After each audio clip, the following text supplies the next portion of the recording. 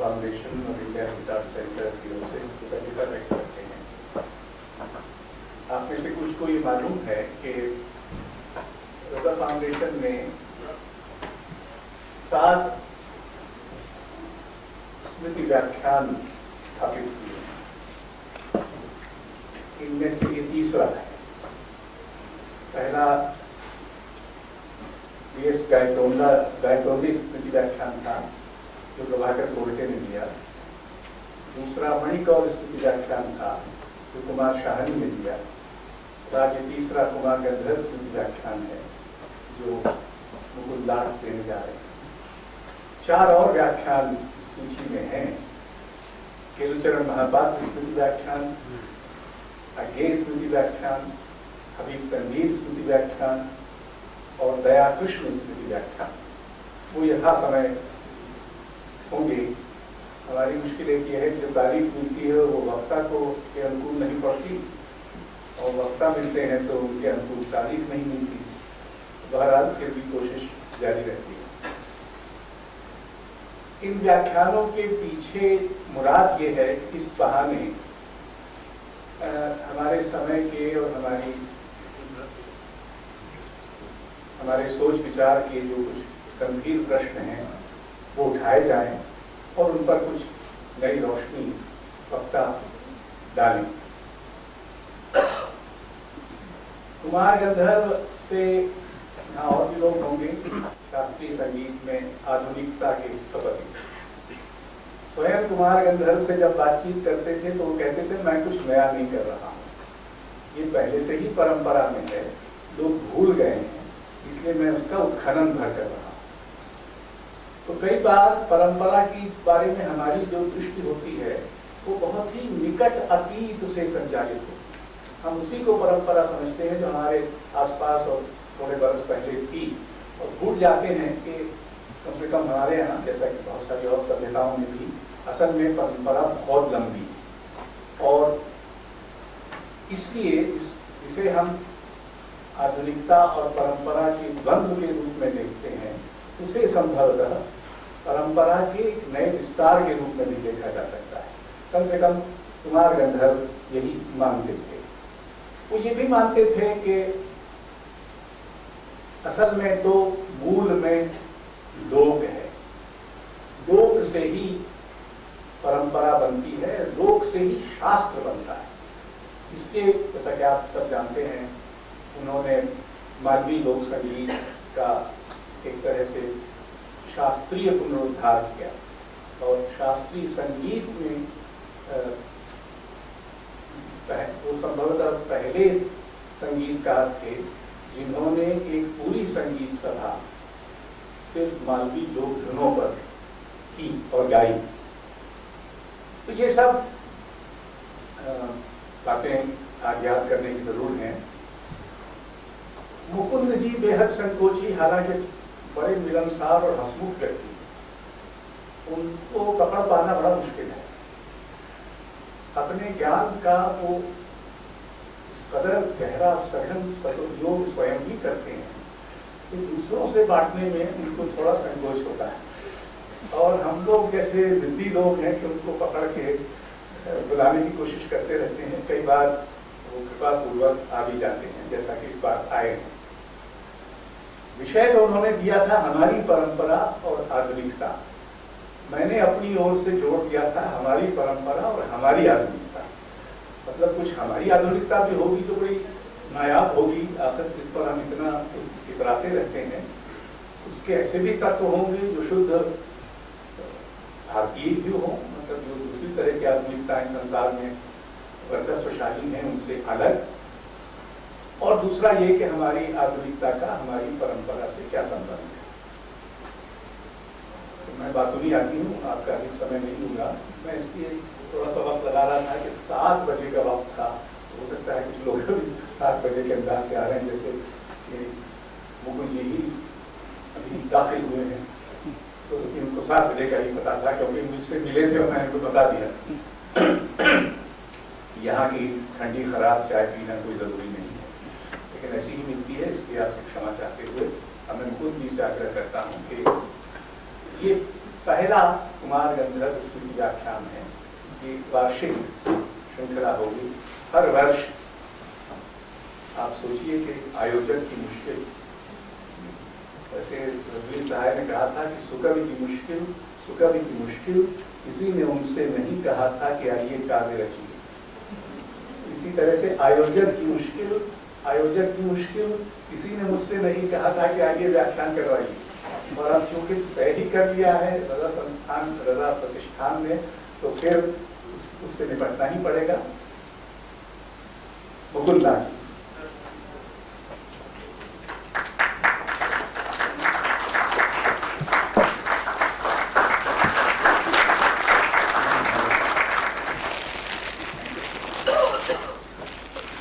Shawl गिर रहा है।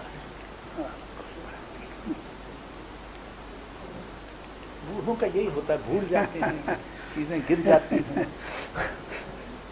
उसको ऑन कर। नमस्कार, सुन रहा है या नहीं?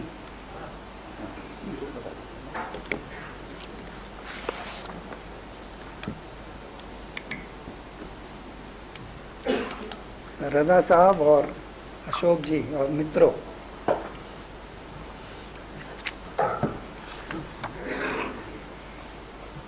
एक बात जिससे मैं शुरू करने वाला था वो अशोक जी ने पहले ही कह दी है। कुमार जी को आधुनिक कहते हुए, पर ये यूं ही सी कही जाती है बात उनको, क्योंकि फिर औरों को भी आधुनिक कहना पड़ेगा गायन परंपरा में, पर वो हम नहीं चाहते। यानी एक आधुनिक की कहने की जब तक परंपरा नहीं बने तो आधुनिक का अर्थ जो है वो जमता नहीं है। जो भी हो, एक मैं विवेचन अपनी तरह से करके लाया हूँ और लिख के लाया हूँ ताकि बिखर न जाए। और वो पढ़ता हूँ। समय ज़्यादा, कितना समय लूँ? ठीक है, तब तक हो जाना चाहिए। ये मोबाइल को वो करने बंद, इनके पास है, सभी के पास हो, बीच में चिहुक न उठे। व्याख्यान कुमार गंधर्व की स्मृति में है। जो मैं कहना चाहता हूँ उसमें कुमार गंधर्व को आधार या ये कहिए कि प्रतीक या मूर्धन्य दृष्टांत बीज बनाकर अपनी बात कहूँगा। कुमार गंधर्व हिंदुस्तानी संगीत में इधर के महत गायक संगीतकार ही नहीं, क्रांतिकारी संगीतकार थे और माने भी जाते हैं। स्पष्ट ही उन्होंने परंपरा से हटकर, उसकी सीमा से, बंधन से निकलकर नया सार्थक सृजन किया। मेरे मन में प्रश्न ये है कि हम उन्हें आधुनिक क्यों नहीं कहते। उनके साथ के और उनसे पहले के भी कवियों, चित्रकारों, वास्तुकारों को, स्थपतियों को हम झट आधुनिक कह देते हैं, उन्हें क्यों नहीं? उनके गाने के पूरे निभाव में, नाद के उद्घोष में, स्वरों के लगाव में, स्वरों के बीच की तिलमिलाहट के साथ घूमती चेतना में एक हूक है, एक पुकार है जो जानती है कि किसी को पुकार नहीं रही, कोई उत्तर नहीं मिलेगा। भाव की ऐसी निरालंब, निरुद्देश्य वेदना, ऐसी स्वरवाणी या स्वराक्षेप कहिए, जिसमें विरह है, पर जो ऐसे किसी को नहीं पाता जिसके लिए विरही हो।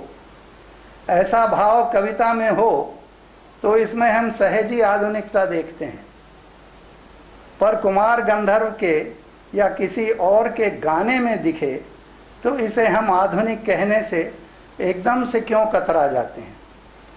संभव है कुमार का जो मैंने आकलन किया उस विवेचना से आप सहमत न हो, पर मेरा, आपका, हम सब का सहृदय मन, जो कि आज का आधुनिक सहृदय मन है, वो इतना तो मानेगा कि कुमार के और दूसरे गायक वादकों के भी गाने बजाने के प्रति हमारी संवेदना का वही स्तर होता है और बोध की उसी गंभीरता में जागता है जिस बोध के साथ वो आज की आधुनिक कविता, चित्र, मूर्ति आदि के प्रति उन्मुख होता है। अजीब नहीं क्या कि हम बाहर पश्चिम से आए घास लेटी से गाने बजाने को भी अनायास आधुनिक का नाम दे देते हैं, पर कुमार गंधर्व को नहीं, वे पारंपरिक ही कहलाते हैं। थोड़ा भी सोचें तो हम अपनी आत्मवीक्षा में पाएंगे कि आधुनिक हमारे लिए पश्चिम से नत्थी है, युगनद्ध है। पश्चिम से आई या पश्चिम से प्रभावित कलाओं के बारे में हम आधुनिक ही नहीं, आधुनिक के बाद भी पश्चिम की तरह ही उत्तर आधुनिक की और उससे भी आगे के नएपन की बात करते हैं। ये सारा प्रयोग आधुनिक के साथ जुड़ा हुआ है। कुमार गंधर्व को हम समझ की और आकलन की इन कोटियों में कहीं नहीं रख पाते। माजरा क्या है? ऐसा क्यों कि आधुनिक जैसी धारणा का कुमार गंधर्व जैसों से कोई मेल नहीं है, चाहे उनमें नएपन का कितना ही गहरा स्फोट क्यों न हो। रहते वे पारंपरिक अर्थात पुराने ही हैं, नए नहीं। पश्चिम के साथ आधुनिक का ऐसा अटूट सा अद्वैत संबंध हमारे मन में बन गया है कि कुछ कलाएं जैसे संगीत और नृत्य, इनमें कितना ही नया हो, कितना ही सार्थक नया हो, ये हमारे लिए पारंपरिक ही बनी रहती हैं। अर्थ ये कि इनमें जो नया है वो भी अपने स्वभाव में, अपने मर्म में पुराना ही है। नया भी हो तो आज का आधुनिक नया नहीं है। और ये तब जबकि हम ये भी जानते हैं कि हमारा गाना बजाना, हमारा नाच, इनके पुराने रूपों तक हम पहुंच ही नहीं सकते। नायक गोपाल या तानसेन की गायकी का कोई साक्षात नहीं हो सकता, किसी भी रूप में नहीं हो सकता। पुराने नृत्य शास्त्रियों का क्या नाच था हम देख नहीं सकते, वे बचे नहीं हैं। आज के ऑडियो वीडियो यंत्रों के बिना बच सकते भी नहीं थे। आज के रूपों का पुराने रूपों से संबंध समस्या ही है, पर इतना तो तय है कि नए रूप पुराने रूपों की पुनरावृत्ति तो बिल्कुल नहीं है। राग संगीत तो हमारा बनता ही आलाप से है, जिसमें नयापन घुट्टी में ही पड़ा रहता है, पर इनके साथ आधुनिक शब्द हम फिर भी नहीं जोड़ पाते। थोड़ा भी सोचिए तो बड़ी विचित्र सी बात है, पर विडंबना ये है कि बात हमें चौंकाती भी नहीं है। हमारे मन में आधुनिक का संबंध हमारे अपनेपन से, हमारी अपनी परंपराओं से रहा ही नहीं है, पर सार्थक नया तो किसी पुराने से ही उभरता है। हम जानते ही हैं कि पश्चिम का आधुनिक भी वहाँ परंपरा से उद्भूत हुआ है और उसने अपनी परंपराएं बनाई हैं, जिनमें फिर उत्तर आधुनिक और इससे आगे के रास्ते खुले रहते हैं। हम मान भी लें कि हमारी परंपरा से भी नए का, सार्थक नए का जन्म हो सकता है, होता रहा है, हो रहा है, पर वो पारंपरिक ही क्यों रहता है, आधुनिक क्यों नहीं हो सकता। साफ ही आधुनिक शब्द के हमारे प्रयोग में बेढब सी विडंबना है। सफाई दी जा सकती है, कहा जा सकता है कि बात केवल शब्द प्रयोग की है, पर ऐसा कहना विभ्रम ही होगा, आत्मविभ्रम। बात केवल शब्द प्रयोग की नहीं, हमारे बोध की, हमारे मानस की, दृष्टि की बात है। हमारी अपने ओर देखती दृष्टि ही आधुनिक को अपना नहीं, बाहर का समझती है। जो हमारा है वो पारंपरिक है। अपनी गति में सार्थक और मूल्यवान हो या ना हो, आदमी आधुनिक का संबंध हमसे अपने से नहीं है, पश्चिम से है। परिभाषया ही ऐसा हो गया है। हमारे यहाँ शब्द प्रयोग में हमारी आत्म चेतना ही प्रकट होती है। केवल शब्द प्रयोग की ही बात हो तो आधुनिक का एक पुराना प्रयोग देखिए, जहाँ एक बहुत पुरानी सदियों से चली आई परंपरा के भीतर ही नएपन के लिए, आगे बढ़ते नए उन्मेष के लिए आधुनिक शब्द का प्रयोग किया गया है। एक बड़े सटीक सार्थक प्रयोग का उल्लेख करता हूँ, जिसने मुझे बरसों पहले चौंका दिया था। 10वीं 11वीं सदी में एक बहुत बड़े दार्शनिक हुए, मिथिला के उदयन, जो न्याय दर्शन की उनसे भी 1000 साल पुरानी परंपरा में रहते हुए अपना स्वतंत्र चिंतन करते थे। कुमार गंधर्व की तरह ही आधुनिक थे, पर अपनी तरह से। न्याय दर्शन में ईश्वर नहीं है, पर युक्ति की बड़ी महिमा है। न्याय तर्क का ही पर्याय है। कह सकते हैं कि बुद्धि को गरिम रखते हुए वो स्वभाव से ही आधुनिक है, क्योंकि आधुनिक का संबंध ही हम रीजन से, युक्ति से जोड़ते हैं। उदयन ने एक पूरे युक्ति तंत्र के साथ ईश्वर की सिद्धि की है। गर्व से ईश्वर को संबोधित करते हुए कहा भी है कि मेरे बिना कहाँ के रहते हैं। बड़ा प्रसिद्ध श्लोक है उनका। साफ ही न्याय की परंपरा में वे बड़े आधुनिक थे। यहां पते की बात यह है कि उन्होंने अपने को आधुनिक कहा भी है। आधुनिक शब्द का प्रयोग करते हुए ही अपने को आधुनिक कहा है। एक बात पर ध्यान दें, हमारा रहना और कुछ भी करना, चिंतन करना, ये किसी न किसी परंपरा में ही होता है। आधुनिक शब्द के पश्चिम धर्मी प्रयोग की भी हमारे लिए अब परंपरा ही बन गई है, बल्कि परंपरा नहीं रही, रूढ़ ही हो गई है। वो भी हमारी नहीं, बाहर की। पर उदयन पर आइए। उदयन ने कई ग्रंथ लिखे हैं। एक महत ग्रंथ न्याय के आद्य चिंतक गौतम के न्याय सूत्र पर लिखी गई टीकाओं की लंबी परंपरा में है। उनकी अपनी भी टीका है। टीकाओं की परंपरा कम से कम 500-700 साल पुरानी थी उनसे पहले। पर टीकाएं विचार की भी लंबी परंपरा को टीकित करती रही हैं। नए प्रश्न, नए समाधान, नए विवाद, नए खंडन मंडन, इन टीकाओं के अभिन्न अंग होते थे। परंपरा पर एक के बाद एक की धारा में आगे बढ़ती रहती है।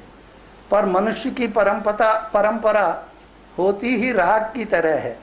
राग को अगर वही राग रखना हो तो भी उसमें नया आलाप अनिवार्य होता है, नहीं तो राग ही नहीं रहेगा।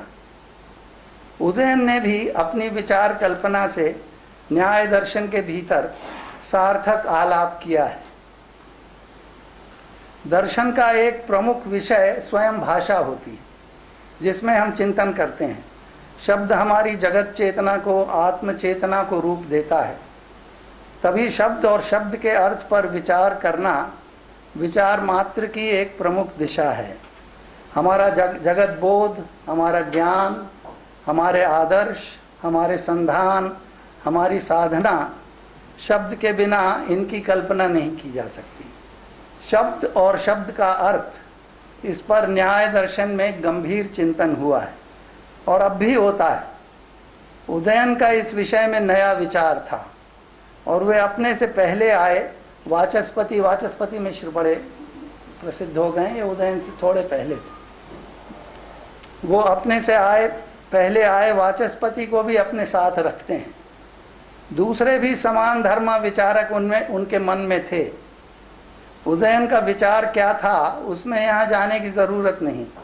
मार्के की बात यह है कि वे अपने और अपने जैसों के चिंतन को नया और पुराने से कहीं अधिक सार्थक समझते हुए अपने और अपने जैसों के लिए आधुनिक शब्द का प्रयोग करते हैं। वयम आधुनिका ऐसे कहते हैं। विचार के अपने नएपन पर जोर देने के लिए अपने से पुराने और बहुत माने हुए प्रसिद्ध नैयायिक जयंत भट्ट को अमान्य करते हुए उन्हें जरन नैयायिक यानी बूढ़ा जर्जर नैयायिक कहते हैं। जयंत उनसे बहुत पुराने भी नहीं, 8वीं सदी में हुए थे और मिथिला से बहुत दूर कश्मीर में हुए थे। उदयन मिथिला के थे। इस दूरी का उल्लेख इसलिए कर रहा हूँ क्योंकि जिसे आज आधुनिकता कहा जाता है उसका एक गुण धर्म ये भी माना जाता है कि वो सभ्यता संस्कृति के भीतर सार्वजनीनता का एक ऐसा वलय बनाती है जहाँ लोग अपने अपने छोटे घिरे संकीर्ण समुदायों और सामुदायिक सोच और स्वार्थ से उठकर एक बृहत्तर खुलेपन में और आत्मावलोकन में हिस्सा ले सकें। पुरुषोत्तम जी अग्रवाल सार्वजनीनता के इस वलय या खुले क्षितिज को लोक वृत्त का नाम देते हैं। आप में से कईयों ने उनकी पुस्तक देखी होगी, अकथ कहानी प्रेम की। उन्होंने भक्ति काल में पश्चिम के प्रभाव से अछूती ऐसी आधुनिकता देखी है। भक्ति काल को वो आधुनिक कहते हैं। आज कुछ विद्वानों ने इस आधुनिकता को पहली आधुनिकता का नाम दिया है, यानी ये सचमुच ही फर्स्ट मॉडर्निटी उसको कहते हैं कुछ विद्वान। दूसरी वो जो पश्चिम से आई, जो अब हम में है। पर लोकवृत्त या सार्वजनीन वलय या क्षितिज के बिना कोई सभ्यता नहीं होती। और ये वृत्त विचार का ही बनता है, क्योंकि मूल सभ्यता के मूल में, उसके सारी प्रवृत्तियों के मूल में, पुरुषार्थ के मूल में विचार का ही मर्म रहता है। वहीं वो बदलता है, वहीं वो बनता है। आत्मावलोकन, आत्म समीक्षा विचार में ही होती है। भक्ति काल में इसी का लक्षण है। समाज और अध्यात्म दोनों क्षेत्रों में वहाँ आत्मावलोकन की प्रवृत्ति एक बृहत आंतर और बाह्य वलय बनाती दिखती है। पर भारत में विचार के क्षेत्र में ये वृत्त या वलय कोई नया नहीं है। वाद और शास्त्रार्थ की प्रवृत्ति और इसके लिए संस्कृति में संस्थाओं का स्थान पुराना है। उदयन में हम इस लोकवृत्त की विद्यमानता का एक चुभता हुआ निदर्शन पाते हैं। पर बात भारत व्यापक थी। जयंत भट्ट, जिन्हें उदयन ने बूढ़ा नैयायिक कहा है, वे उदयन से बहुत दूर कश्मीर में हुए थे, 200-250 साल पहले हुए थे। पर उनसे, उनके ग्रंथों से उदयन ही नहीं, देश भर में फैली न्याय परंपरा परिचित थी। उदयन के कथन में इसी घनिष्ठ परिचय की ध्वनि है। पर उदयन का परिचय इस बात का भी लक्षण है कि न्याय संप्रदाय और न्याय परंपरा ही नहीं, भारत के सभी दार्शनिक संप्रदाय, विचार की सारी परंपराएं, चाहे वे वैदिक हों, षट दर्शन के समुदाय हों, या आगम प्रधान भक्ति दर्शन, या बौद्ध या जैन समुदाय हों, जैसे मध्व रामानुज, यानी दर्शन के संप्रदायों की कोई कमी नहीं थी उनमें। पर जो जिस बात को मैं सामने रखना चाह रहा हूँ, वो ही उनमें एक आपसदारी थी, एक चर्चा का तंत्र और मंडल बना हुआ था, जिसके भीतर वो अपनी बात कहते थे और बदलते रहते थे, बात को आगे बढ़ाते रहते थे।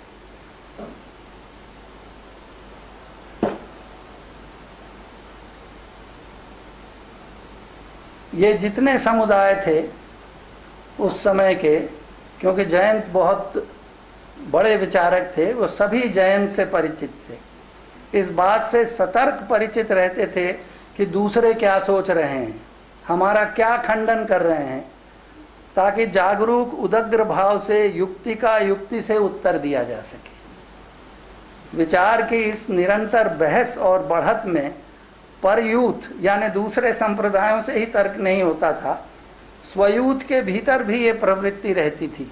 यूँ भी परंपरा तो एक मुखी तो होती नहीं है, उसकी उन्मुखता जो है वो कई रूप लेती है, वो संभावनाओं का ही घर होती है।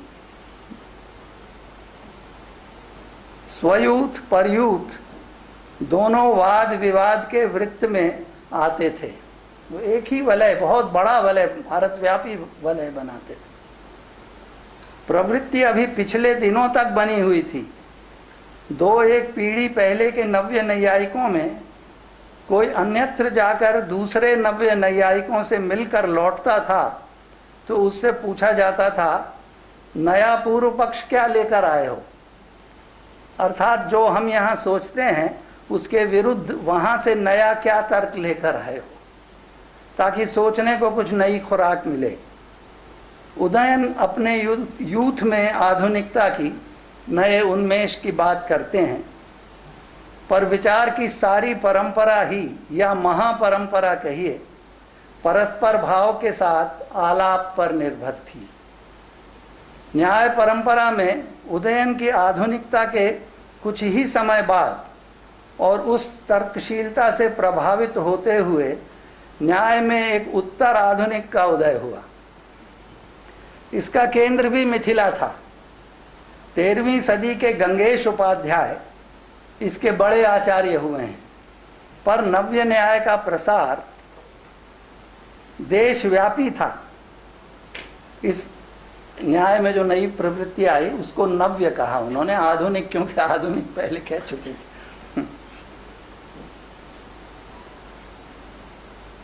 ये नव्य न्याय का प्रसार देशव्यापी ही नहीं था, नव्य न्याय की विचार पद्धति का ऐसा प्रभाव हुआ कि देश भर में विचार की हर दिशा में विचार की भाषा ही नव्य नैयायिक हो गई। चाहे वो दर्शन के अद्वैत वेदांत जैसे दूसरे संप्रदाय हों, या मधुसूदन की अद्वैत सिद्धि बहुत प्रसिद्ध ग्रंथ है, वो नव्य न्याय की शैली में ही लिखा हुआ है। फिर चाहे मीमांसा हो या व्याकरण या अलंकार शास्त्र, उसमें भी नव्य न्याय आ गया था। कोई भी विचार की प्रवृत्ति हो, सब में नव्य न्याय की भाषा छा गई थी। और ये परंपरा अब तक जीवित है और इसमें नएपन का, नए आधुनिक का बीज भी बना हुआ है। इसका मुझे कुछ अनुभव भी है। प्रोफेसर दयाकृष्ण और प्रोफेसर रेगे ने संवाद के नाम से पश्चिमी दर्शन के आधुनिक विचारकों और भारतीय पद्धति के पारंपरिक विचारकों के बीच एक लंबे चर्चा सत्र का आयोजन किया था। विषय का संबंध भाषा से ही था, भाषा के वस्तु से संबंध से। विचार का केंद्र या आधार सूत्र कहिए बर्ट्रंड रसल के विचारों को रखा गया था, उसके प्रोपोजिशन को लेके उसकी कुछ विचार हैं जिनसे पारंपरिक पंडितों का कोई पूर्व परिचय नहीं था। पर चर्चा के दौरान साफ उभर रहा था कि प्रतिभा जो कि आधुनिकता का बीज होती है वो कहाँ है। विचार के अपरिचित अछोभ राग में भी पुराने पंडितों का आलाप अधिक सप्राण था, विशेषकर पंडित बद्रीनाथ शुक्ल का। इस बात को यहाँ इसलिए सामने रख रहा हूँ कि युक्ति बुद्धि और युक्ति धर्मी विचार अगर आधुनिकता का लक्षण है तो पश्चिम में उसका एकाधिकार नहीं हो सकता। यूँ भी पश्चिम के आदि गुरु अरस्तु की तरह हम अगर मनुष्य का लक्षण ही युक्ति बुद्धि से करें और उस बुद्धि को पश्चिम की तरह आधुनिकता का बीज बताएं तो युक्ति बुद्धि को फिर पश्चिम तक सीमित करने की कोई युक्ति नहीं रह जाती। हालांकि पश्चिम के साम्राज्य के पीछे अपने आधिपत्य के औचित्य का दावा करती ये युक्ति भी रही है कि हम रीजन को फैला रहे हैं। न्याय की लंबी और आज तक युक्ति बोध में जीवंत न्याय परंपरा का उल्लेख करते हुए ये बात भी मेरे ध्यान में थी, ये जो अब तक आपसे कहा कि न्याय परंपरा तो युक्तियों में ही घर करती है। वो बद्रीनाथ जी ने इन्हीं संवाद के समय एक बार कहा कि बात चाहे कृष्ण ने कही हो मैं नहीं मानूंगा जब तक युक्ति में पूरी ना उतरे। न्याय की परंपरा में हमने आधुनिक देखा, उसके आगे नव्य देखा। कोई कारण नहीं कि नव्य के आगे भी सार्थक यात्रा न बने। और न्याय में ही क्यों, हमारे समूचे विचार के उन्मेष की, आधुनिकता की संभावना सदा रही है और आज भी बनी हुई है। पश्चिम की आधुनिकता हम में विचार के माध्यम से नहीं, साम्राज्य के क्रूर माध्यम से आई है। उसने हमारी विचार परंपरा को कभी पूर्व पक्ष नहीं बनाया। पर हम आधुनिक हैं तो हम ऐसा कर सकते हैं, हम अपने को भी पूर्व पक्ष बनाएं, आगे बढ़ें। किसी भी आधुनिकता का ये विचार ही यानी युक्ति ही किसी भी आधुनिकता के हृदय में जड़ करती है, और उसका जो मर्म है वो विचार का उन्मेष ही होता है। ऊपर हमने आधुनिक शब्द के प्रयोग के दो परस्पर भिन्न अर्थ देखे। अर्थ भेद गहरा है। कुमार गंधर्व के बारे में मैंने जिस आधुनिकता की बात की उसका परंपरा से नाड़ी का संबंध है। उदयन भी इसी अर्थ में अपने को आधुनिक कहते हैं। उनके आगे का नव्य भी परंपरा के भीतर से ही उभरता नव्य है, पर अब ये सारा कुछ पारंपरिक है, अधुनातन होते हुए भी पारंपरिक है। आधुनिकता के अर्थ में ही गहरा अर्थ भेद दिखता है। यहाँ एक अर्थ परंपरा सापेक्ष है और यूं देश काल सापेक्ष भी है। यानी आधुनिकता के दो अर्थ निकलते हैं। जब हम आधुनिकता कहते हैं कि अमुक देश काल में यूरोप में ही अमुक समय हुई, तब हम वहाँ आधुनिकता को किसी परंपरा सापेक्ष नहीं मानते हुए उसको निरपेक्ष मानते हैं कि कुछ एक काल विशेष ही ऐसा है, जैसे कली काल है वो काल के साथ आ गया है, वैसे ही पश्चिम की आधुनिकता काल विशेष के साथ एक इतिहास की यात्रा विशेष में अपने आप आकर बनी है और वो उसी काल में निविष्ट है। ये आधुनिकता का एक निरपेक्ष अर्थ ये बनता है और उसी अर्थ में हम बाहर से आधुनिकता लेते हैं। पर आधुनिकता का जो दूसरा अर्थ है वो कुमार गंधर्व को या उदयन को जब हम आधुनिक कहते हैं तो वो परंपरा सापेक्ष होता है। और यही नहीं, कहीं और दूसरा आधुनिक हो सकता है, दूसरी परंपरा में और हो सकता है, उसमें एक वैविध्य की संभावना बनी रहती है। एक अर्थ परंपरा सापेक्ष है और यूं देश काल सापेक्ष है और अनेकांत की वैविध्य की संभावना रखता है। तो इसलिए एक साथ कई आधुनिक हो सकते हैं या आधुनिकता के कई रूप हो सकते हैं, क्योंकि सृजन और उन्मेष ही पूर्व रूप होते हैं, स्वभाव से संभावनाओं का आकाश पालते हैं। आधुनिक शब्द का सीधा सा अर्थ देखिए। आधुनिक का संबंध अधुना से है, अभी से। आधुनिक वो जो अभी का हो, सांप्रतिक या आज का भी कह सकते हैं, पर सांप्रतिक, अभी, आज का जैसे शब्दों में सार्थकता की वो व्यंजना नहीं होती है जो आधुनिक में है।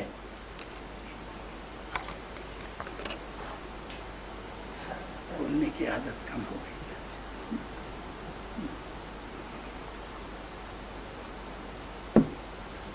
25 मिनट बोलने के बाद कह रहे हैं बोलने की आदत कम 25 मिनट हो गए। चलिए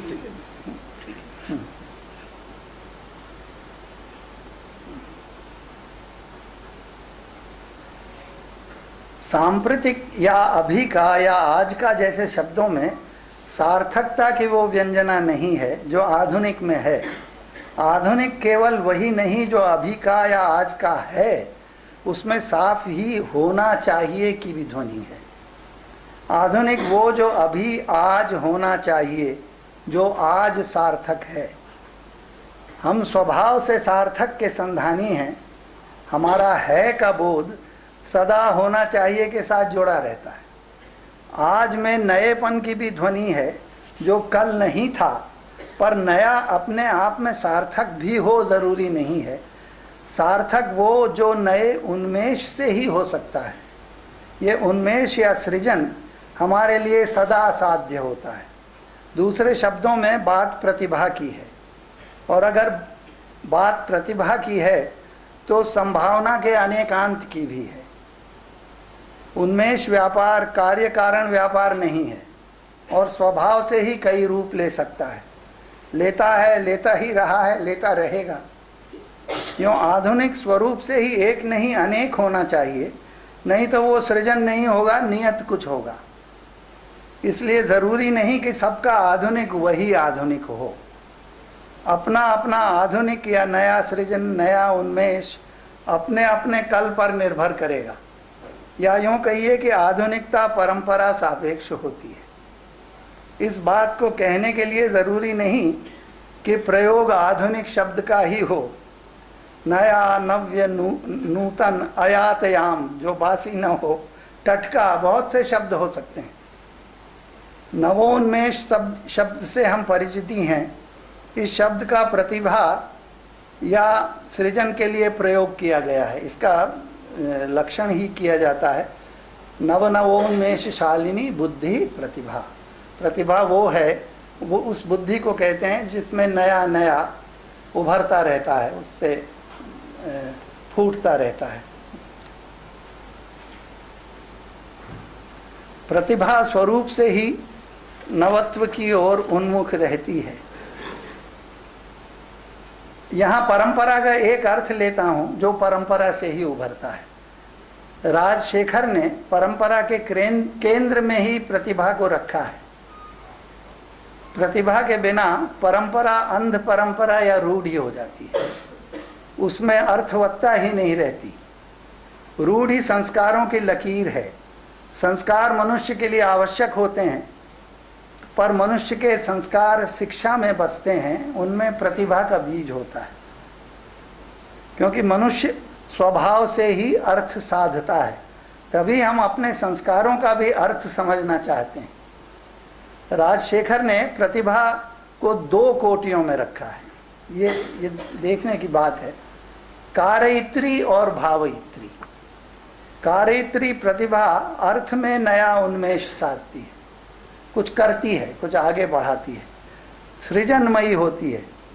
उसे नवोन्मेष शालिनी कहा गया है। वो भविष्योन्मुख होती है।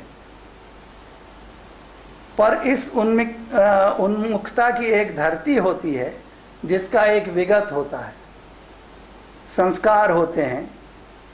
इस धरती की समझ, इसकी यानी उसी में रहते हुए हम नया कुछ करते हैं, तो वो भी हमारी पकड़ में, हमारी समझ में, उस यानी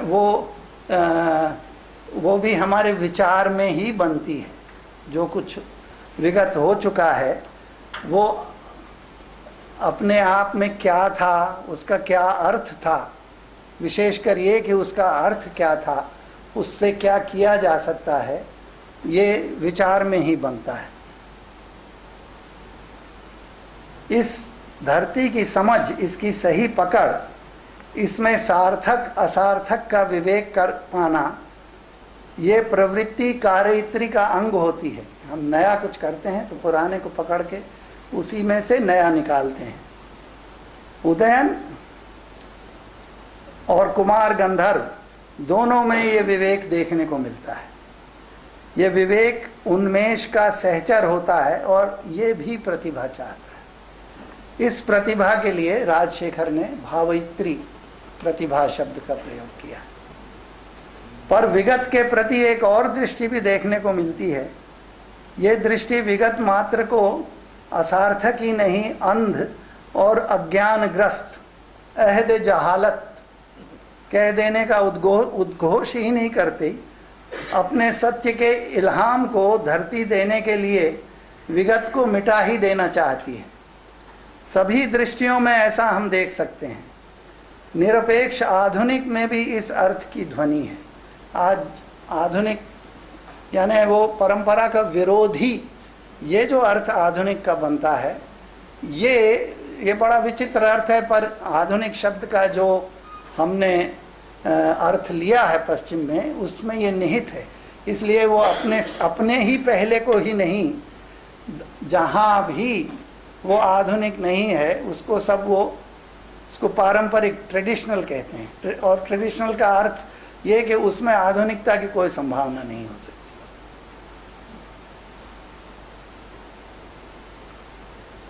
सामी दृष्टियों में ऐसा हम देख सकते हैं। निरपेक्ष आधुनिक की समझ में भी इस अर्थ की ध्वनि है, तभी उसमें परंपरा और आधुनिकता का विरोध बनता है।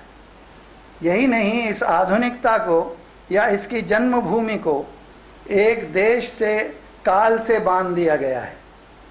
कुमार गंधर्व को आधुनिक न कहते हुए हम जिस आधुनिकता को ध्यान में रखते हैं, वहाँ शब्द को एक निरपेक्ष अर्थ ही नहीं देते, उसे पश्चिम से अनुबद्ध रखते हैं। तभी कहने में हमको संकोच होता है।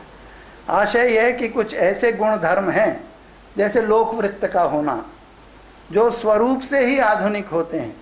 और भी गुण हैं, जैसे श्रद्धा की जगह युक्ति बुद्धि का प्राधान्य, पारलौकिकता की जगह इहलौकिकता का महत्व। ये ऐसे और भी गुण गिनाए जा सकते हैं, पर ध्येय ये है कि ये साधारण गुण जो कहीं भी हो सकते हैं और होते ही हैं, इनका संबंध एक सभ्यता विशेष और उसके एक काल विशेष और उस काल में रूप लेती प्रवृत्तियों और उनसे संलग्न संस्थाओं ही से स्वरूपेण हमने युगनद्ध कर दिया है। अन्यत्र उसका प्रसार वहीं से हो सकता है और वहीं से हुआ है, चाहे ये प्रसार युक्ति से नहीं हिंसा से हुआ। ये ठीक है कि आज कुछ लोग ऐसी आधुनिकता का प्रकाश अन्यत्र भी देखने लगे हैं, जैसे ये नए आधुनिक की जो भक्ति काल को जब पहली आधुनिकता कहते हैं। अब आप देखिए ना, पहली दूसरी तीसरी, वो इसके पहले भी पहली हो सकती है, पूर्व पूर्व पूर्व। ये इस तरह के प्रयोग तभी बनते हैं जब हम आधुनिकता का अर्थ ही निरपेक्ष लें। ये ठीक है कि आज कुछ लोग ऐसी आधुनिकता का प्रकाश अन्यत्र भी देखने लगे हैं, जैसे भारत के भक्ति काल में, पर इसका निदर्श पश्चिम का आधुनिक युग ही है।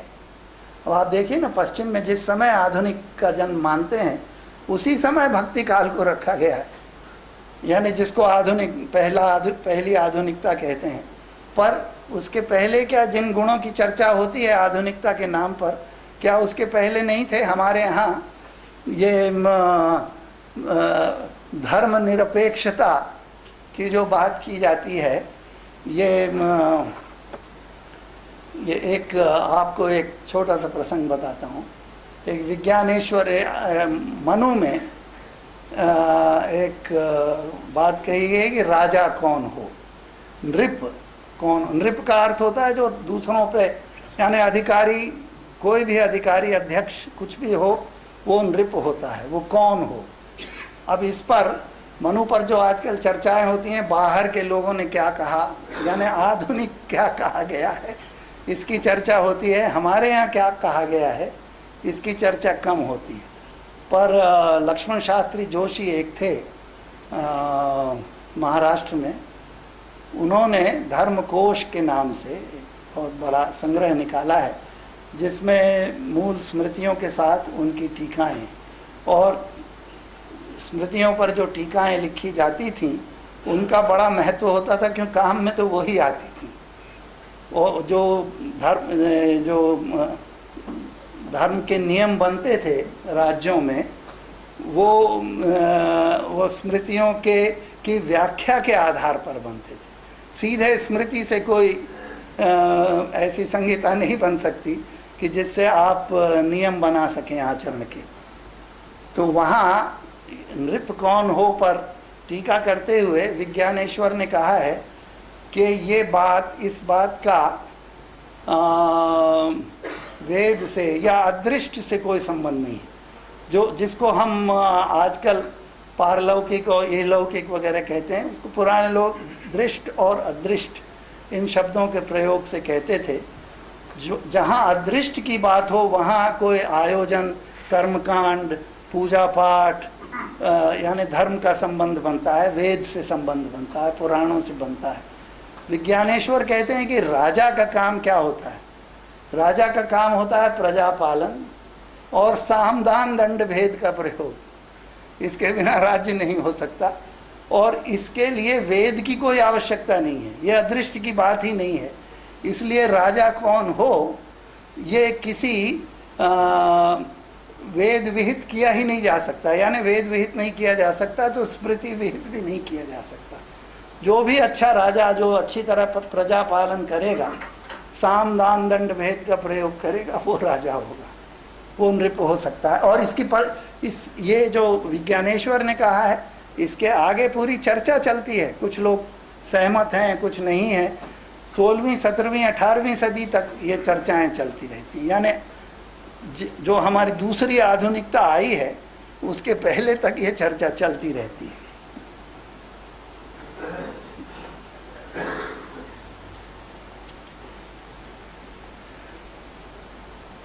निरपेक्ष आधुनिकता की धारणा इतिहास दृष्टि विशेष की एक धारणा है। ये इतिहास दृष्टि मनुष्य को देखने समझने की दृष्टि है और मनुष्य को उसके इतिहास में देखती है। जैसे हमारे यहाँ की युग दृष्टि भी देखती है, सत से कली तक। हम में ये दृष्टि पश्चिम के साम्राज्य के साथ आई है, जिसमें कि हम आधुनिकता की बात करते हैं। अगर हमने पश्चिम पर विजय पाई होती तो संभव है वहाँ कलियुग आ गया होता। आधुनिकता के अर्थ का ही पश्चिम से अनिवार्य संबंध इस दृष्टि की देन है। तभी आधुनिक में जो होना चाहिए की व्यंजना है, उसका भी संबंध हमारी दृष्टि में पश्चिम से हो गया है। दृष्टि हमारा संस्कार हो गई है। बात यहाँ केवल ऊपरी चकाचौंध या हमारे रहन सहन और प्रवृत्तियों पर वहाँ से आते प्रभाव मात्र की नहीं है। संस्कृतियों पर एक दूसरे के प्रभाव होते ही हैं। बात और गहरी है, तात्विक है, मनुष्य होने के तत्व से संबंध रखती है। तात्विक प्रश्न ये है कि मनुष्य मात्र को आज क्या होना चाहिए, या दूसरे शब्दों में मनुष्य मात्र के आधुनिक होने का क्या अर्थ है। इसी अर्थ में आधुनिक होने का संबंध हम पश्चिम से जोड़ते हैं। जहाँ पश्चिम का प्रभाव हो, उसकी छाया हो या सीधी सीधी नकल भी हो, वो आधुनिक है। हमारा अपना जो कुछ है वो पारंपरिक है, और पारंपरिक के प्रति हमारे आधुनिकता प्रबुद्ध मानस में एक अर्थ चेतन सी विरोध भरी दृष्टि है। हमारी बुद्धि के लिए पुराना निरर्थक है, बासी है, फेंक देने लायक है। हमारे हृदय का हठ, रूढ़ सा अंधा सा हठ, उसे पकड़े रहना चाहता है। हमारे अपनेपन के नाम पर ही नहीं, उसमें सार्थकता भी देखता है, संभावना भी देखता है, फिर भी आधुनिकता का बीज पश्चिम में ही देखता है। इन दो प्रतीप प्रवृत्तियों को जैसे मैंने रखा है, बात अति की लग सकती है, आत्यंतिक जान पड़ सकती है, पर मैंने जानबूझकर इन आत्यंतिक प्रवृत्तियों की बात की है। ये प्रवृत्तियां दिखती भी हैं, एक साथ ही एक ही मन में दिख जाती हैं। मैं अपने ही मन में भी इन्हें पाता हूँ। पर उस इतिहास दृष्टि पर एक नज़र डालें जो आधुनिक को निरपेक्ष और विश्व मात्र के लिए साध्य मानकर भी उसे पश्चिम में रखती है। पश्चिम के साम्राज्य से पहले के हमारे स्वरूप को पारंपरिक का नाम देती है, और ये मानती है कि पश्चिम ने हमें साम्राज्य के साथ आधुनिकता भी दी, क्योंकि वहीं आधुनिकता का घर और स्रोत उभरा था और उभर सकता था। परंपरा का मोल करने वाले मानस में भी ये दृष्टि घर करती है। तभी आधुनिकता रूढ़ हट के साथ अपनी लकीर की फकीरी हमसे ले लेती है। बहुत संक्षेप में और बहुत सरल मोटे रूप में इस दृष्टि की बात करता हूँ। ध्यान इस अभिप्राय पर रखते हुए कि आधुनिकता मनुष्य मात्र के लिए एक नए क्रांत युग के रूप में पश्चिम में ही क्यों है और वहीं से क्यों आ सकती थी। इस अभिप्राय को कुछ खोल कर दिखाना इसलिए भी उचित समझता हूँ क्योंकि बात हमारे बोध में श्रद्धा बनकर घर कर चुकी है और यूँ प्रच्छन्न अस्फुट सी ही रहती है। आत्मचेतन युक्ति के रूप में प्रकट प्रस्तुत बहुत नहीं होती। तभी हमारे ही अजाने में हमें हमसे भीतर से प्रेरित करती रहती है। वैसे ही भीतर बसी युग बोध की उस दृष्टि की तरह जो आज के समय को कलियुग बताती है। ये हमें भूलना नहीं चाहिए कि कलियुग, आज हम इस बात को यानी हंसी में टाल देते हैं, ये क्या है, ये एक तो मोह है और कुछ नहीं है। पर जब ये, और जब क्या, पिछले ही बहुत दिन भी नहीं हुए हैं कि जब कलियुग सतयुग यानी ये कलियुग में हम जी रहे हैं, ये धारणा हमें भीतर तक घर करती थी। और अब भी ऐसे लोग मिल जाएंगे जिनमें ये धारणा भीतर तक घर करती है। ये धारणाएं जो हैं ये साधारण नहीं होती, ये पकड़ती हैं हमको, हमारे मन को, हमारी बुद्धि को पकड़ती हैं। कलियुग की दृष्टि की तरह ही ये आधुनिक, निरपेक्ष आधुनिक की दृष्टि भी मनुष्य मात्र के स्वभाव स्वरूप विषय है। मनुष्य की चेतना ही इसका विषय है, पर यह काल को निरंतर अग्रगामी देखती है, चक्रवत नहीं। हमारी जो युग दृष्टि है वो चक्र की तरह काल घूमता है, पर जो आधुनिकता की दृष्टि है वो प्रगति की दृष्टि है, वो मनुष्य आगे बढ़ता चला जाता है। मनुष्य इसके लिए सतत प्रगति के पथ का पथिक है। मनुष्य का स्वरूप, उसकी चेतना इस दृष्टि में उसके व्यवहार से बनती है, जो समाज संस्कृति में रूप लेता है। तभी मनुष्य के इतिहास में उसकी यात्रा की गति और प्रगति को इतिहास के साक्ष्य में देखा जा सकता है। मनुष्यों में कई सभ्यताएं, एक बात का उल्लेख करता चलता हूँ, ये साइंस के उदय के साथ एक विचार ये हुआ कि क्या विज्ञान से मनुष्य को भी समझा जा सकता है। कई लोगों ने कहा नहीं, ये संभव नहीं है। तो उन्होंने ज्ञान में ही दो कोटियां बनाई, जिनको हिंदी में ज्ञान और समझ कह सकते हैं। वो अंग्रेजी में जो शब्द है वो है नॉलेज और अंडरस्टैंडिंग का। नॉलेज जिस विषय को समझती है, जैसे प्रकृति को, उसमें अंतः नहीं होता है, वो केवल बाहर, वो जड़ है, उसके भीतर कुछ नहीं होता है। जबकि मनुष्य में भीतर होता है, और हमारे जिसमें मनुष्य ही मनुष्य को समझ सकता है, क्योंकि दोनों में जो भीतर है उसमें एक सामान्यता है। इसलिए इस दृष्टि को अंडरस्टैंडिंग कहा। और जो इतिहास की दृष्टि है, जो इतिहास के ही माध्यम से ये मानती है कि मनुष्य इतिहास को बनाता है, इतिहास से बनता है, मनुष्य का स्वभाव ही ऐतिहासिक है। ये दृष्टि, इसी दृष्टि में आधुनिकता आदि का बोध आया।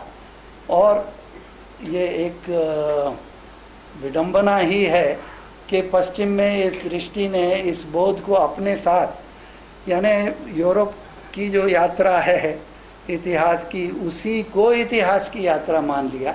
ऐसा मानने का कोई न तो इस दृष्टि में निहित है, न दूसरी कोई युक्ति इस मानने की हो सकती है, पर ये माना गया।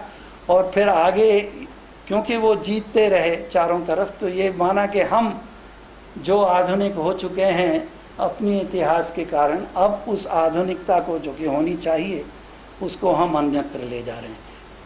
यहाँ तक वो कह देते हैं कि चाहे ये हिंसा से आई हो, पर है ये अच्छी और है ये आधुनिक, ये होनी चाहिए थी।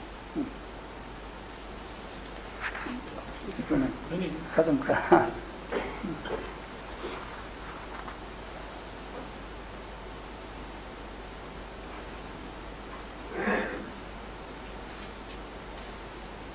जिस आधुनिकता की अभी बात की, इसकी संभावना वो कहते हैं पश्चिम में ही थी। प्राचीन ग्रीस इस संभावना की जन्मस्थली है, जिसे पश्चिम अपनी संस्कृति की नींव मानता है। ग्रीस आधुनिकता की आद्य भूमि इसलिए है कि वहीं रीजन या युक्तिशील बुद्धि का उदय हुआ। रीजन ही मनुष्य की प्रगति की सारथी है। रीजन के प्राकट्य को मनुष्य की पहली और मूल आधुनिकता भी कह सकते हैं। इसके पहले मनुष्य आदिम मूढ़ता और ज्ञानांधता में ही डूबा था। यही पारंपरिकता का भी पर्याय है। रीजन ने ज्ञान, कर्म, भाव, मनुष्य की सभी प्रवृत्तियों को आलोक की दिशा दी। पर यह पश्चिम में ही हुआ। अन्य संस्कृतियां अपने पारंपरिक घेरों में बंद रहीं, इसलिए रीजन की प्रभा पश्चिम तक सीमित रही। वहाँ भी इसे संघर्ष करना पड़ा। यूरोप के मध्यकाल में रीजन का शुभ्र आलोक ईसाइयत की मलिन युक्तिहीन श्रद्धा से ग्रस्त हो गया। रीजन पर अंधकार या पारंपरिकता कहिए फिर से हावी हो गई। पर 14वीं-15वीं सदी में एक पुनर्जागरण आया। ग्रीस की प्रतिभा फिर से उन्मीलित हुई। उन्मीलित ही नहीं, एक नए उन्मेष के साथ पल्लवित हुई। विज्ञान का आविर्भाव हुआ, जिसने मनुष्य की समूची समझ में ही रीजन का एक अभूतपूर्व स्फुरण जगा दिया। नए ज्ञान के साथ नई शक्ति जगा दी। यूं भी ज्ञान इस दृष्टि में शक्ति का ही दूसरा नाम है। Knowledge is power.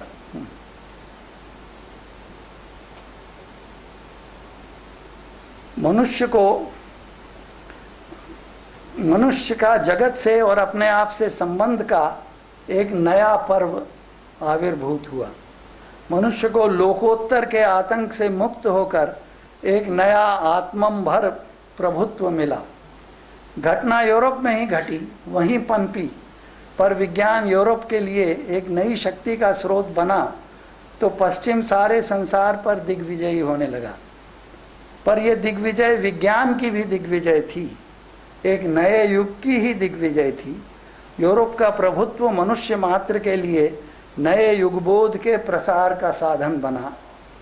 मार्ग कितना ही अमानुष क्यों न रहा हो। संक्षेप में यही आधुनिकता की मनुष्य दृष्टि में निष्ठ इतिहास दृष्टि है। ये इसको मैंने बहुत सरल रूप में बताया है। वास्तव में कोई भी इतिहास दृष्टि जटिल होती है, पर उसके भीतर मर्म में जो धारणा है वो यही है।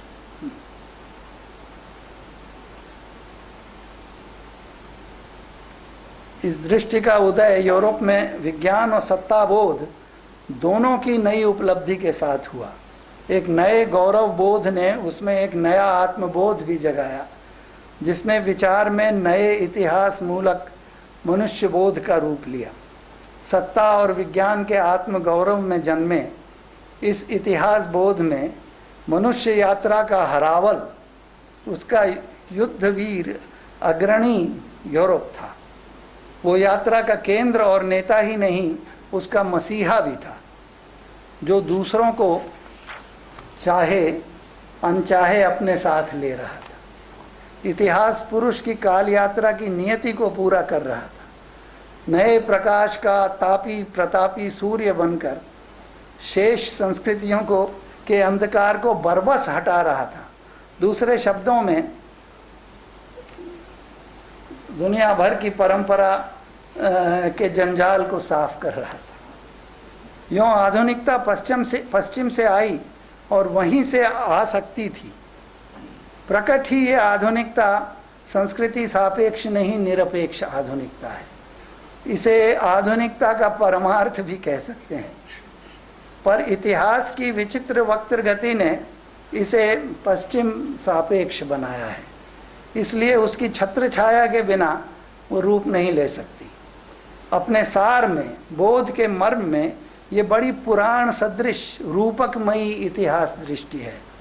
ये आधुनिक को एक निरपेक्ष सार्वभौम युग बताते हुए भी इसे अनिवार्यतः पश्चिम से जोड़ती है और उसे स्वरूप से ही पश्चिम केंद्रित बनाती है। इस दृष्टि का उदय यूरोप की गंभीरतम विचार परंपरा में 18वीं 19वीं सदी में हुआ, जब यूरोप में विज्ञान ज्ञान का ही पर्याय हो गया था और यूरोप दूसरी सभ्यताओं को सहज विजय ही नहीं, अपने आगे क्षुद्र, म्लान और हीन, अविकसित समझने लगा था, जैसा कि अब भी समझता ही है। विकासमान होने का अर्थ ही पश्चिम जैसा हो जाना है। अगर पश्चिम अपने आप को विश्व भर की सत्ता समृद्धि की लोक यात्रा में ही नहीं, चेतना की यात्रा में भी सबका नेता, आत्मनियोजित ही नहीं इतिहास नियोजित नेता मानने कहने लगा था।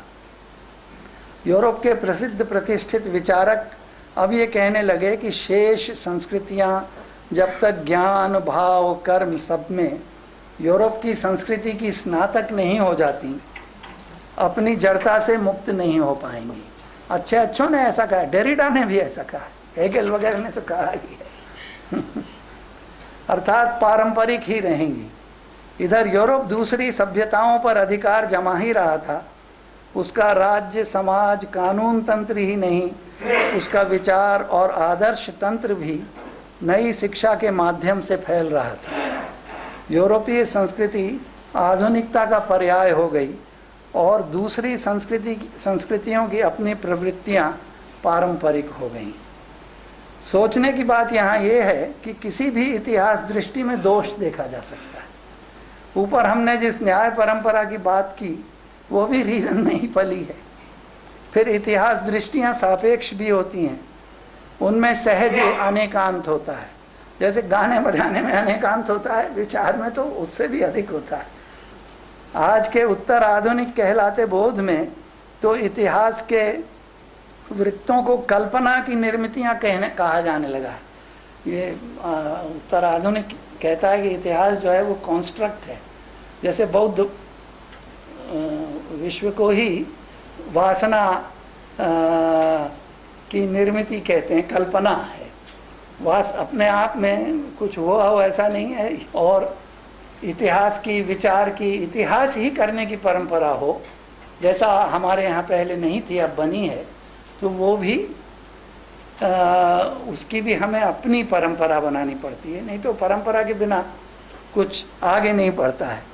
इतिहास विगत मुखी होता है, परंपरा हमारे जीवन, हमारी रहने के साथ भविष्य की ओर उन्मुख रहती है। परंपरा में प्राण प्रतिष्ठा ही हमारी अपनी प्रतिभा से होती है, नहीं तो परंपरा अंध रहती है।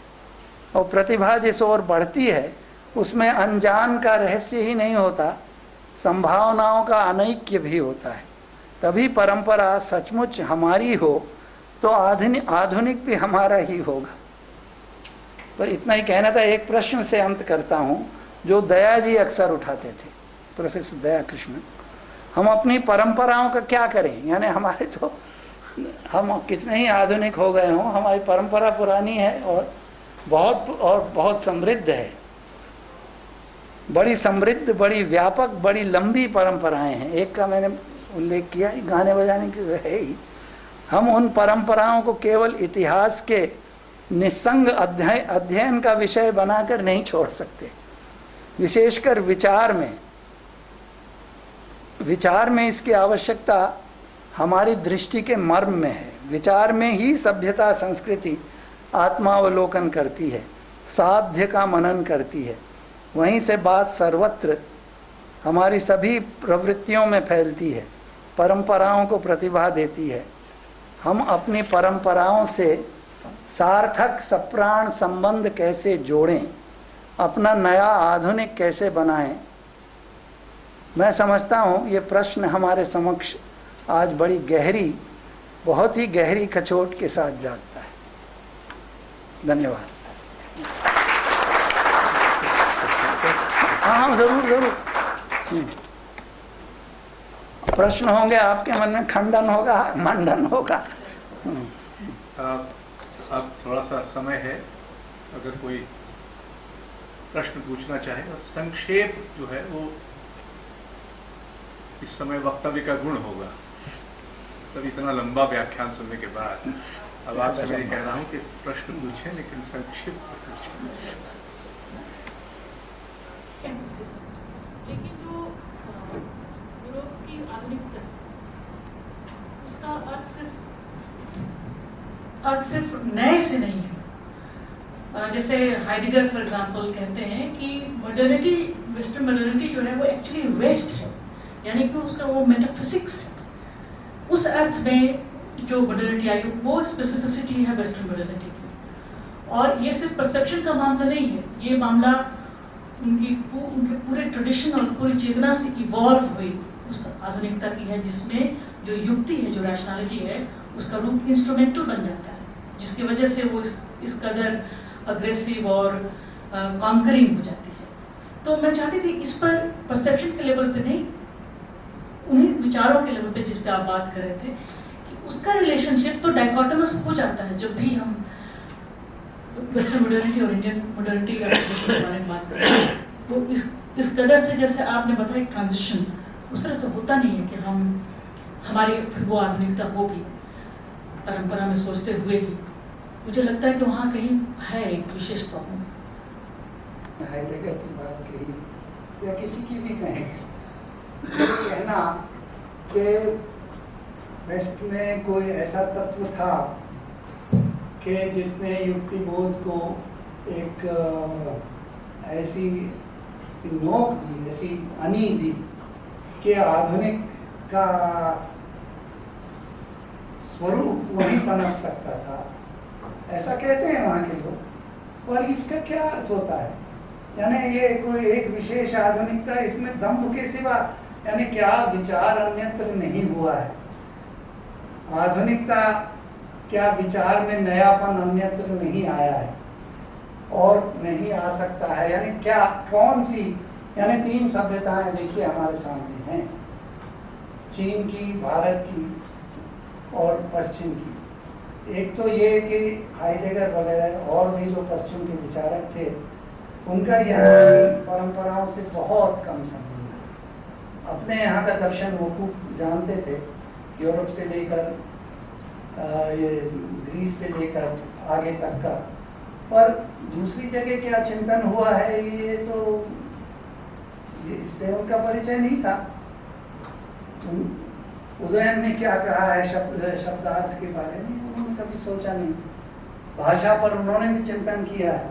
यानी ये अगर हम ऐसा सोचने लगे कि कोई आधुनिकता का ऐसा मर्म है जिसको हम पकड़ नहीं सकते हैं युक्ति से, हालांकि वो युक्ति के भीतर की कोई युक्ति होता है और वो किसी तरह पश्चिम की चेतना में ही जागा और जाग सकता था, तो इसका तो कोई उत्तर नहीं हो सकता। यानी क्योंकि इसके विरुद्ध क्या युक्ति होगी? और मैं ये समझता हूँ कि पश्चिम तो ये आधुनिक तो अपने आप में वैविध्य होता है। इसमें एक ही आधुनिक होने का क्या अर्थ है? चाहे वो युक्ति की बात हो, विचार में देखिए ना आप, विचार में दर्शन पश्चिम में भी कितने रूप लेता है। हर जगह जहाँ भी विचार होता है वो बहुत से रूप लेता है और सार्थक रूप लेता है। यानी आधुनिकता का अगर सार्थकता से अर्थ है तो वो तो उन्मेष का अर्थ ही यही होता है कि उसमें नया कुछ सार्थक बना। यहाँ तक देखिए अपने आप को बनाए रखने के लिए भी हमें आधुनिक होना पड़ता है, कुछ नया करते रहना पड़ता है। और एक विशेष नया वो कहीं खास हो गया, यूरोप में ही हुआ, क्योंकि पाइथागोरस वगैरह से लेकर जो सारी परंपरा हाइडेगर और उनके आगे तक भी आई है वो वहीं हो सकती थी और उसी में कोई आधुनिकता का विशेष मर्म है। ये तो कोई रहस्योक्ति जैसी लगती है। अब इस पर क्या अर्थ किया जाए ये मेरी समझ। बाकी कहने की आप इजाजत दें, लेकिन मुझे इससे बड़ी परेशानी है ये जो एक बड़ा विराट सा प्रयास चल रहा है आजकल ये तय करने का, करार देने का कि भिन्न अनेक आधुनिकताएं, ये खाली डिब्बा है, इसमें कुछ है नहीं। दूसरी बात, आपने जो भेद इंगित किया नए और आधुनिकता, वो महत्वपूर्ण है, ये मैं कहना चाहता हूँ। इसमें क्योंकि जो परंपरा में, विशेषकर भारतीय परंपरा में जो आधुनिकता का क्षितिज है वो क्या का क्षितिज है, वो कोई ऐसा क्षितिज नहीं है जो बिल्कुल किसी आद्य बिंदु से शुरू होता है और एक नए आद्य बिंदु का सृजन होता है। आधुनिकता की कल्पना में एक नए आद्य बिंदु और स्रोत की कल्पना का सृजन कर पाने का जो कहना है वो, पर ये सब छोड़े, मैं सिर्फ ये नए बन के उसमें आपने नव्य न्याय की बात की, शिवजीवन भट्टाचार्य जी से मेरी एक पुरानी बातचीत का मैं उदाहरण देना चाहूँगा। ये बात है 1974 की, तो उस वक्त तक ये चीन में जो सांस्कृतिक क्रांति है चरम पे थी, तो मैंने उसके लिए कुछ बहुत तीखी घटिया बातें कही, बहुत घटिया चीज़ें वगैरह। तो उसमें बहुत अच्छा उन्होंने रूढ़ी और परंपरा का जो भेद का विश्लेषण किया शिव जीवन को मैं बता। उन्होंने कहा कि चिंतन की विधि निश्चित करना, तो ये एक बड़ी महत्वपूर्ण बात है। तो इसमें नएपन की कोई वो नहीं है। देखिए, किसी ने ये प्रश्न नहीं पूछा आज तक कि आखिर क्या बात है कि भक्ति का भाव, भक्ति का कर्म, भक्ति का आंदोलन, भक्ति का अस्तित्व यूरोप में नहीं हुआ। तो ये प्रश्नबाजी बनता है नहीं बनता? सेंट फ्रांसिस हो सकते थे, तो कितनी उसमें ऐसे गहरे तत्व हैं उनके जीवन में, उनकी अभिव्यक्ति में। और गांधी जी ने तो उसका बड़ा सूक्ष्म किया, लेकिन नहीं। एक प्रश्न मेरा ये था कि आपने जो कहा था कि निरुद्देश वेदना गायन में, क्या आधुनिक संगीत में इसकी कल्पना कर पाना संभव है? अगर यही प्रश्न है कि निरुद्देश्य वेदना की कल्पना कर पाना संभव है या नहीं? आधुनिक आधुनिक नहीं। हाँ, आधुनिक यानी कहीं के भी आधुनिक संगीत में या भारत के? भाषिक धुरी, जिस संगीत को आधुनिक माना जाता है, चाहे भारत में या जर्मनी में या चीन में, उससे कोई फर्क नहीं। लेकिन जिसको आधुनिकता की संज्ञा दी जाती है, मान्यता दी जाती है, उस परिवेश या विशुद्ध संगीत की विवेचना ये रूप लेती है। कुमार को सुनते हुए जो उनकी आवाज का लगाव, फेंक था, और खासकर जो स्वरों के बीच में जिस तरह से वो चलते थे, जैसे छोड़ते थे, उसमें जो भाव आता था उसको मैंने उस तरह से समझा है।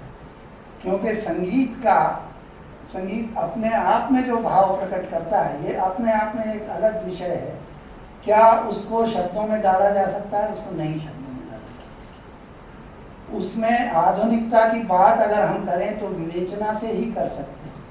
और संगीत में गहराई, अब देखिए मैं आपको एक दूसरी बात कहता हूँ, और जहाँ आधुनिकता आपको जिस अर्थ में आधुनिकता पश्चिम में ली जाती है वो भी दिख जाएगी। 17वीं 18वीं सदी में ये हमारे यहाँ परंपरा संगीत की कोई पुरानी चली आ रही है। संगीत में ये मानकर चलते हैं कि स्वर जो हैं, परंपरा ऐसा मानती है, स्वर पहले से प्रदत्त होते हैं और उनसे हम, जैसे हारमोनियम पर होते हैं, और उनसे हम फिर राग बनाते हैं। पर ये नई बात कही अहोबल ने 17वीं सदी में, क्योंकि उस समय एक नया ये संगीत उभर रहा था।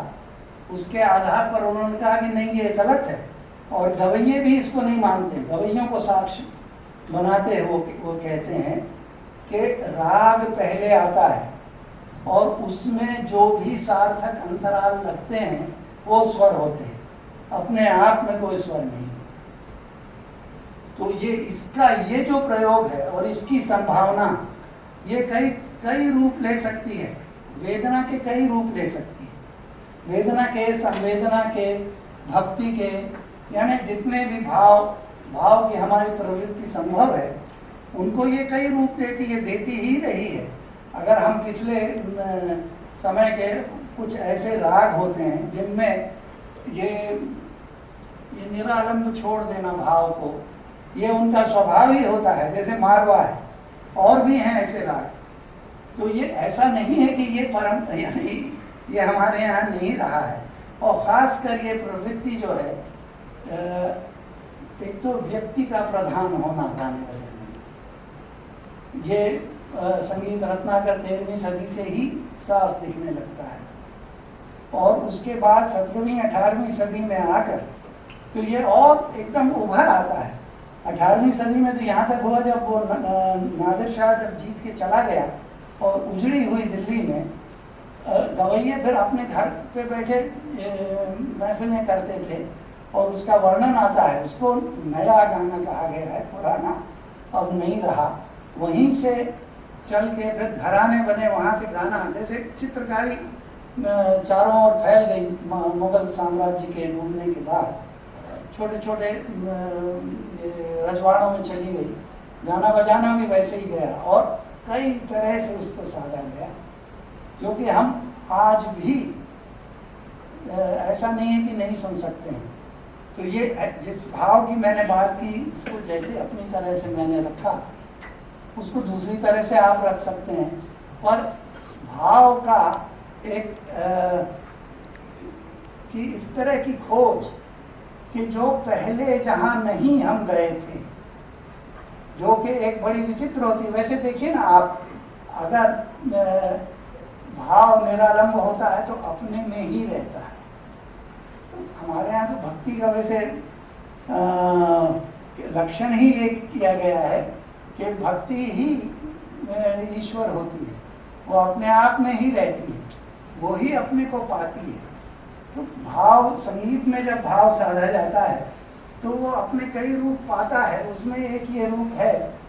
तो इसमें कोई नई बात नहीं, यानी तत्व की दृष्टि से इसका नहीं होना ये मैं नहीं समझ रहा।